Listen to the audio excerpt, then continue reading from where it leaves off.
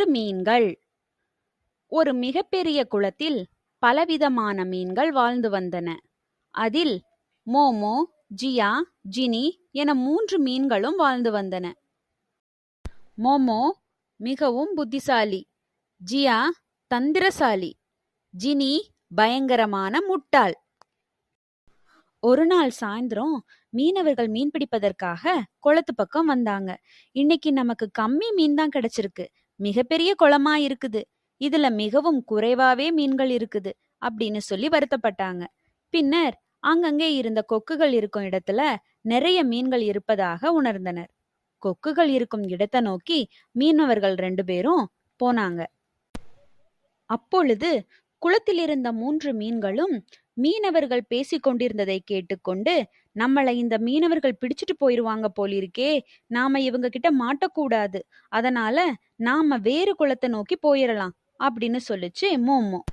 நாம இங்கேயே இருக்கலாம், மீன் பிடிக்கிற வலை பிஞ்சு போகலாம், ஒருவேளை மீன் பிடிக்கிறவங்க நம்மள பிடிக்காம கூட போகலாம், அதனால நாம இங்கேயே இருப்போம் அப்படின்னு சொல்லிச்சு ஜீனி.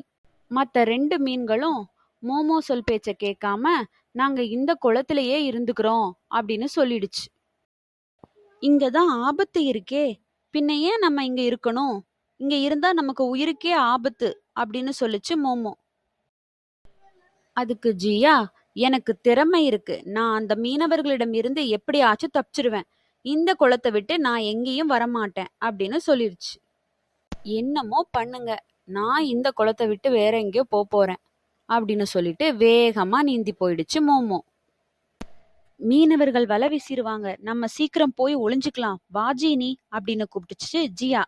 ஆனா ஜீனியும் என்ன விதி காப்பாத்தும், எனக்கு அதிர்ஷ்டம் இருக்கு, நான் எப்படியாச்சும் பொழைச்சுப்பேன் அப்படின்னு சொல்லுச்சு. நீயும் விதியும், நீ எப்பவும் அதிர்ஷ்டத்தையே நம்பிட்டு இரு, நான் போய் எங்கேயாச்சும் ஒளிஞ்சுக்கிறேன்னு சொல்லிக்கிட்டு இறந்த பூனை உடம்புக்குள்ள போயிருச்சு ஜியா. மீனவர்களும் வலைய போட்டாங்க, மீனுக்குள்ள மாட்டிக்கிச்சு ஜியாவும் ஜீனியும். இறந்த பூனைக்கிட்ட இருந்து வந்த துர்நாற்றம் தாங்க முடியாம அந்த பூனைய திரும்பவும் தண்ணிக்குள்ள தூக்கி போட்டுட்டாங்க.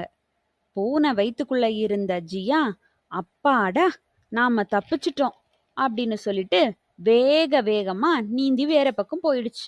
ஆனா விதியவே நம்பிட்டு இருந்த ஜீனி வலையிலேயே மாட்டிக்கிச்சு. எப்பொழுதும் அதிர்ஷ்டத்தை மட்டுமே நம்பி இருக்க கூடாது, நம்மீது நம்பிக்கை வைத்து புத்தியை பயன்படுத்த வேண்டும். Please subscribe and more learning fun videos.